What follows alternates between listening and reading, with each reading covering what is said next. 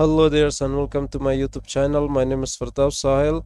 In this video with Affinity, we are going to learn how to uppercase your words. First, we need to use this tool, which is artistic text. I'm going to write cap.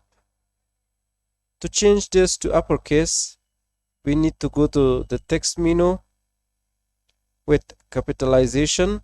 There is multiple options available.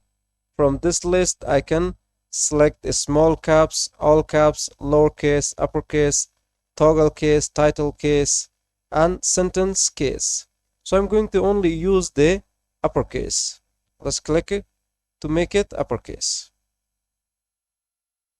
So this is how we can uppercase our words with Affinity.